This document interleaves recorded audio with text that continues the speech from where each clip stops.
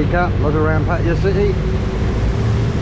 As you can see, it's not a very nice day today, but as I said, expected due to this time of year, rain. I've been lucky, this is only the third bit of rain I've experienced, so can't complain too much, but hopefully it blows over and disappears. But there's lots of rumbling thunder going on.